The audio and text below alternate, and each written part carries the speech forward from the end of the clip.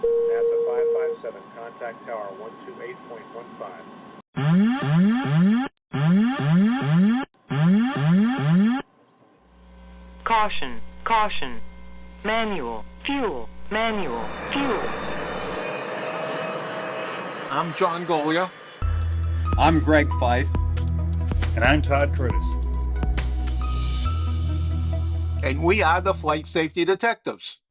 Between us, we have over a century of aviation accident investigation and safety experience to draw on as we discuss issues that affect all of us. So we are qualified to share our perspectives on accidents and incidents and what can be learned from them for the future.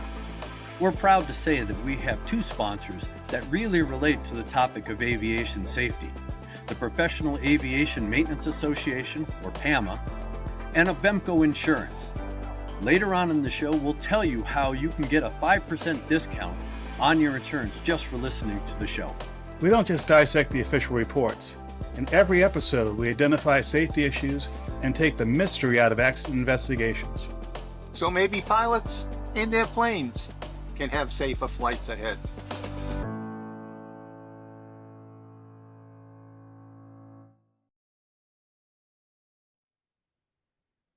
Well, hello, gentlemen. It is another episode of Flight Safety Detectives.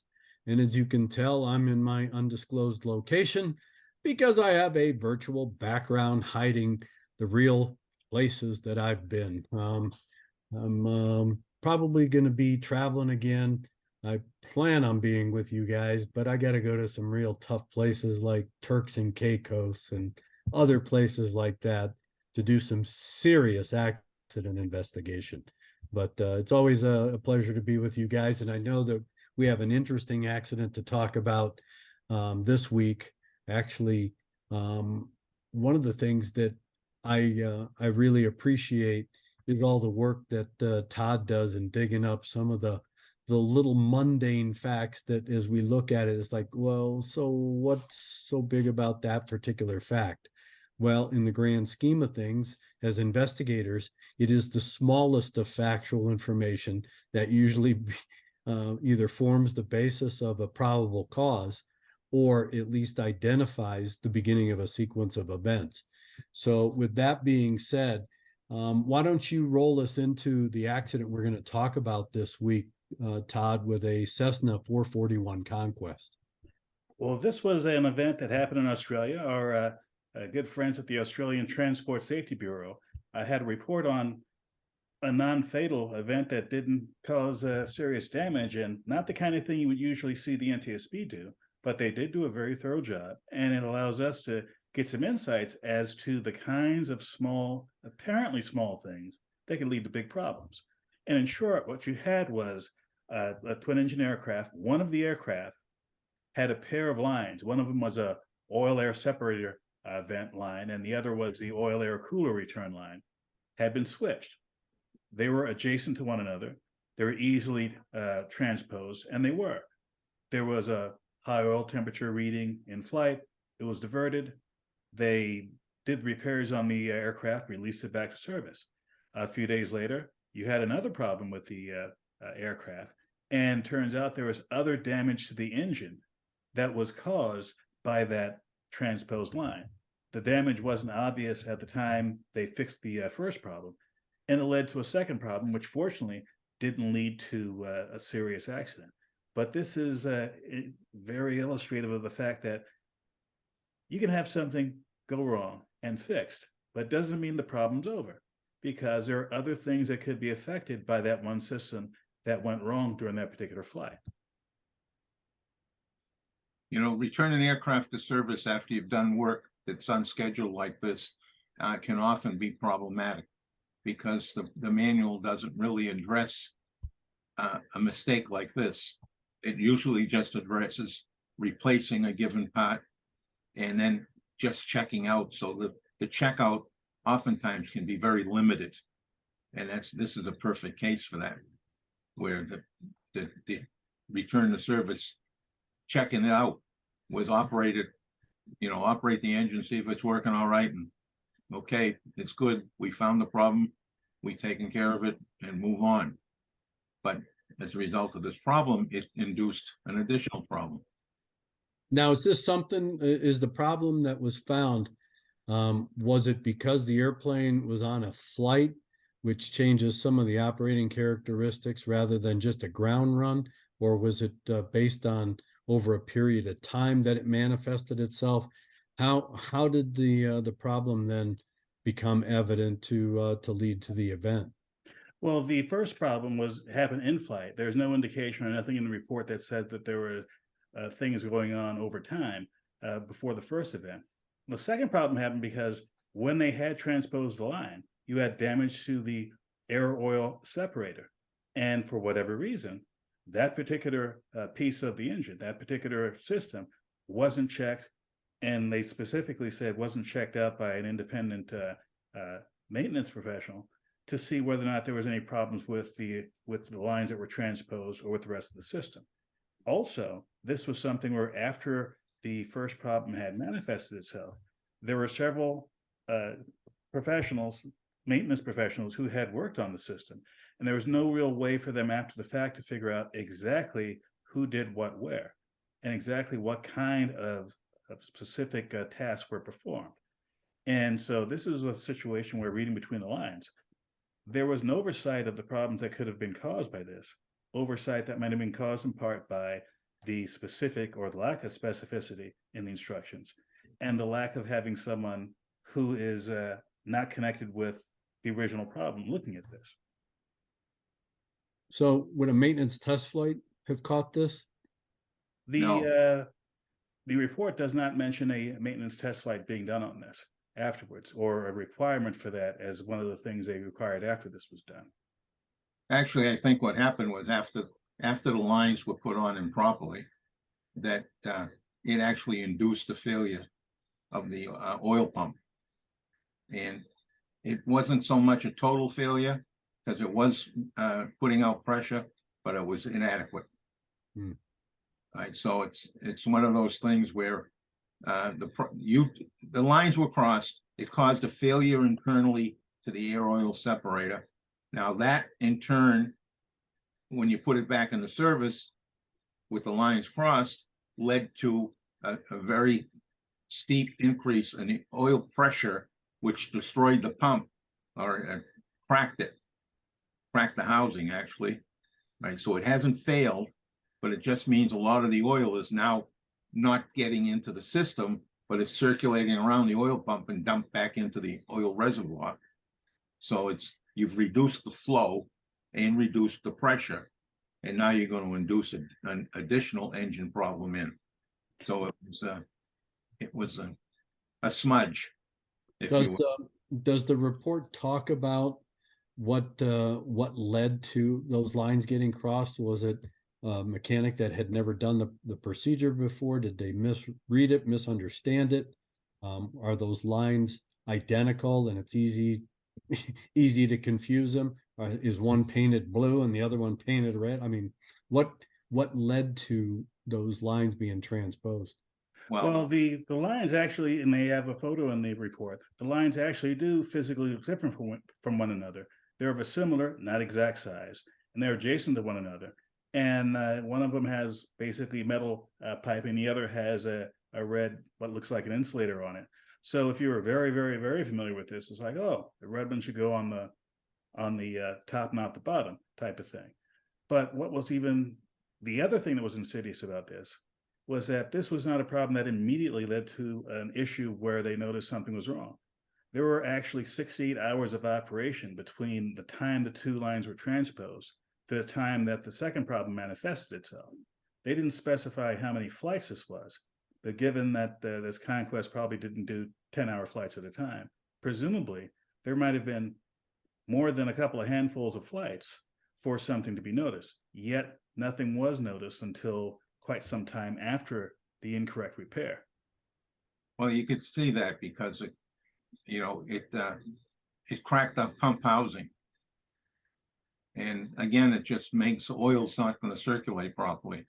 So it's one of those latent failures, but it's not a total failure.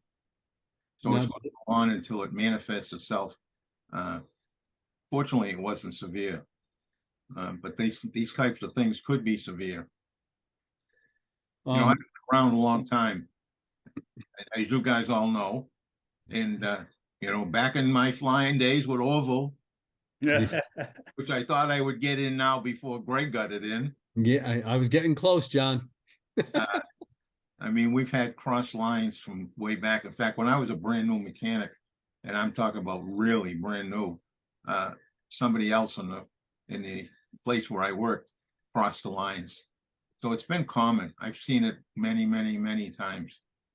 And if you have a good SMS program or maintenance resource management program, like we did at US Air, these kinds of things would come up to the committee and change.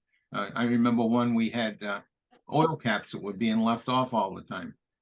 And we found out that you could actually turn them, latch them, and they looked like they were closed, but they didn't, because the seal around them had swollen enough that it would give resistance around the edge, and you could do everything and make it look like it's functioning, including tugging on it, and it wouldn't come out. But then as soon as you took off, it popped off with the buildup of pressure inside there, and it would dump a bunch of oil and the airplane would come back. So we redesigned a little tab on the cap to allow you to get some leverage on it to pull on it to make sure it was secured. And that all came out of maintenance human factors. So there are individual safeguard systems within an airline if they choose to use them. And it's all part of SMS that everybody's supposed to have here pretty soon. And most of the rest of the world has it already, but it's coming across the board in aviation, and we need it badly. Were there any were there any recommendations that that came out of this particular event that Nothing were meaningful. Nothing meaningful. There is a recommendation. Todd, you want to read it? Sure, there was a safety actions by the operator included commencing a fleet-wide program to apply markings to the oil tanks, conducting toolbox talks with the engineering staff, no details on what those talks should be, and expanding the maintenance log entry requirements for the engines and for the manufacturer, the engine manufacturer, reissuing a service information letter about the potential transposition of those two lines. Now, when they say this, they also said earlier in the report that the manufacturer had indeed put markings on those lines, stating which way they should go. But one of the problems is, over time, the markings would wear off because of wear and tear. And at the time of this event, those markings weren't visible.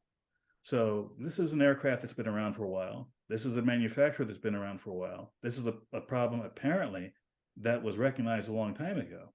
Yet, for whatever combination of reasons, you ended up with a situation where the warning systems that were in place to keep this from happening weren't there anymore. And the result is, one of the recommendations is, different systems should be put into place to keep this from happening. Were those hoses the exact same length? A lot of times where you have something that attaches to the top and to the bottom, you have two different lengths of hose. So if you do transpose them, one's supposed to be on the bottom, it won't stretch enough to go to the top. The report did mention that there's of a similar length could easily be transposed. So it wasn't one of these things where you had to, twist and turn to make it happen. And as the photograph in the report shows, and I'll have that on the screen for the video version of this, it looks like a normal placement. It doesn't look like anything is out of the ordinary when these two hoses were transposed. You know, if you weren't the one doing the work, especially the one doing the work, you would probably never notice it. And if there was a substantial, if it was a day, if you took it apart today and didn't put it back tomorrow, that's also another point of possible disconnect when you go to reassemble it.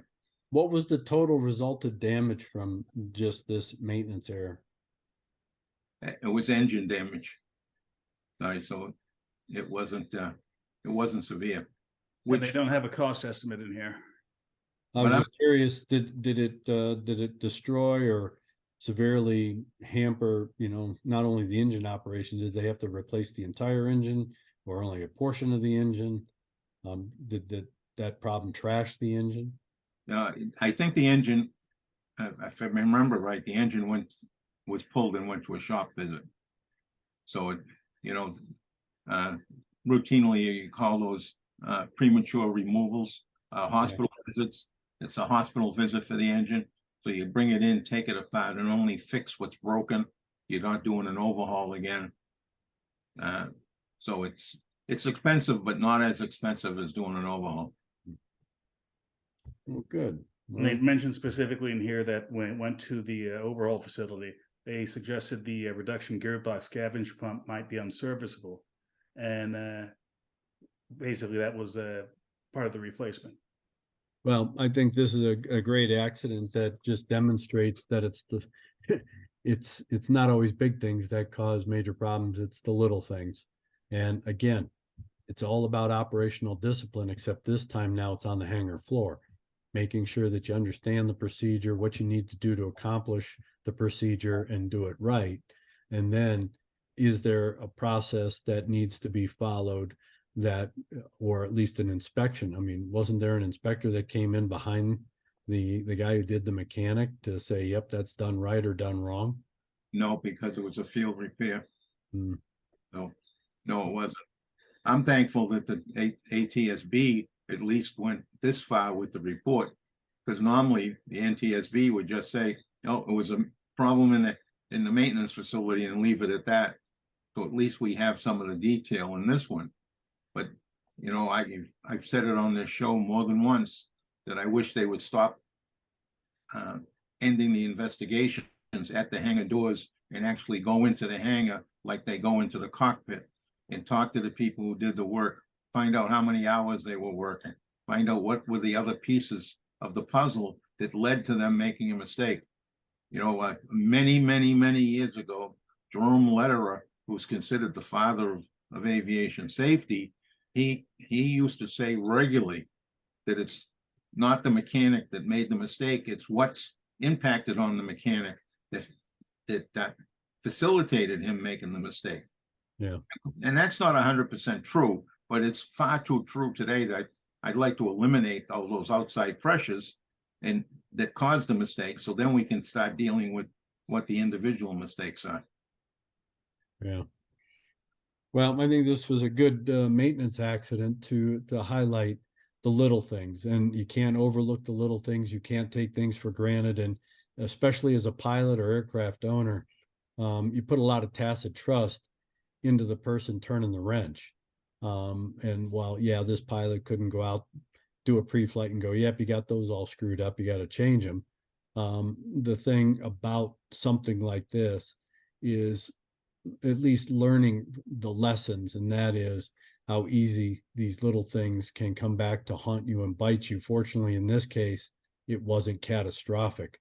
And I think that, again, there's always a recommendation that can be made out of every single event. And that's where, I mean, that's where we all make our money, if you will. And that is, it's one thing to go out and kick tin and identify, you know, fault and probable cause and the failures, the deficiencies, or whatever you want to call them. But if you don't have something positive that comes out of it, other than, you know, slap on the wrist or, you know, make sure you don't do this or make sure you read that procedure. I mean, there's got to be something substantive that impacts the industry so that it's these little things that don't come back to haunt us.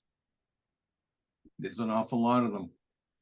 You know, and with SMS and Jim Reason's Swiss cheese model and the iceberg model, where if you investigate all these type of incidents, you don't get the accident. Yeah. This could have turned into an accident. Right? Fortunately, it didn't develop to that, but it certainly could have. And, you know, we need to pay more attention to them across the board. Well said. Well, I will roll it up and turn the second to the last word over to you, Todd, before we light up our patriarch to shut us down. Well, this report by the Australian authorities is an example of why it's important, if you're interested in this business, to look abroad from the United States, because literally, I don't think this would have met the criteria for being investigated by the NTSB because there was no serious damage to the aircraft, no serious injuries or deaths. So this would have been under the NTSB's radar. The FAA would likely have if they did any research or any report at all, would have been, minuscule at best. So there are several authorities: the British, the AAIB, the Australians, the ATSB, and the Canadian TSB, who do their reports in the English language and aviation English. So it's still going to be difficult to read for an outsider, but still, there are some things that Australia does that the US doesn't do. There's some things that Britain tends to do that Australia and the US doesn't do, etc. So if you see something of interest overseas, check and see if there's a report on it. Check and see if there's some detailed investigation of it. Because, hey, you never know where you'll learn something. Oh, true.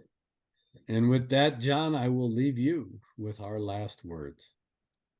Okay, folks, and again, I will be the preacher. If you're going to go flying, pre-planning starts before you get to the airport. The weather, checking the weather starts before you get to the airport.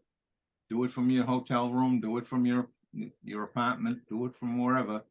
And then when you get to the airport, do it all over again, just to make sure you haven't missed anything and nothing has changed. When you go out to your airplane, do a good pre-flight, look at everything. And if you're flying the same airplane all the time and you really pay attention, you would be able to identify things that are out of place, including you might have been able to identify these lines had you been someone who flew this airplane regularly.